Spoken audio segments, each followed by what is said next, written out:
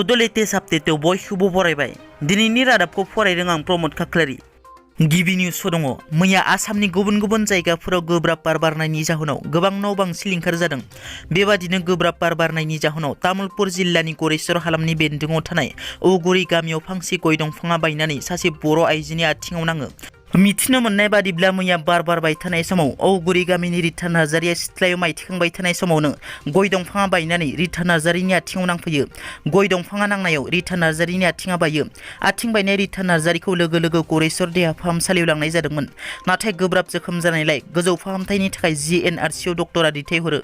बिनि अनगायैबो मैया बार बारनायनि जाहोनाव गरेस्वरनि बालाहाटी गामियाव 73 बोसोर बैसोनि कातिराम बर' मुंनि बारग' SSB सोद्रोमाया दंफाङा बिथांनि न'आव गोग्लैनानै दंफांजों नाख्रेबजानायनि जाहोनाव बिथांनि जिउ गोमायो। BTR गोरोबथानि हेंथायै PIL होनायनि सायाव बारग' मन्थ्रि रिहन दैमारिनि बिबुंथि। मैया उदालगुरि जिल्ला भैरबकुन्द ब्लक कमिटिनि बानजायनायाव BPF हानजाया सनाय गरायमारि साहित्य भवनाव बोसोरारि जथुमा खुंनाय हाबाफारियाव गाहाय आलासि महरै बाहागो लानानै बारग' मन्थ्रि रिहन दैमारि बिथाङा बुङोदि PIL होनायाव BTR गोरोबथानि जेबो खहा जानाय नङा। BTR गोरोबथानि हेंथायै PIL होआखै, नाथाय BTR गोरोबथानि माखासे दफाफोरनि हेंथायैसो होनाय जादों होनना। बाक्सायाव फासि लानाय थासारियाव सासे आइजोनि गोथै सह बोखांनो हायो। बाक्सा जिल्लानि गयबारियाव सासे आइजोनि फासि लानाय थासारियाव गोथै सह बोखांनो हानायखौ लानानै ओनसोलनाङै सोमोनांनाय थासारि सोमजियो। जिउ गोमानाय आइजोखौ बाक्सा जिल्ला मुसलपुर पुलिस थानानि सिङाव थानाय सुबनस्रिनि थागिबि फुलगारि होनना सिनायथिनाय जादों। मिथिनो मोननाय बादिब्ला गयबारिनि दिस्ट्रि बसुमतारीनि न'नि लांगोनायाव फुलगारिनि गोथै सहखौ बोखांनो हायो। फुलगारिखौ थांनाय 10 सान सिगां गुवाहाटीयाव खामानि मावग्रा महरै सासे सुबुङा लांदोंमोन। नाथाय बुधबार खालि फुलगारिया न'फारसे गिदिंबोफिनो आरो मैया फासि लानाय थासारियाव बिथांनि गोथै सहखौ दिस्ट्रि बसुमतारीनि न'नि लांगोनायाव बोखांनो हायो। बे जाथायखौ खौरां मोननानै पुलिसा जाथायसालियाव नुजाहैनानै आइजोनि गोथै सहखौ बोखाङो आरो पस्टमर्टामनि थाखाय रबि बर' देहा फाहामसालियाव दैथायहरो आरो पुलिसा बे जाथायनि सायाव नायबिजिरनायखौ जागायो।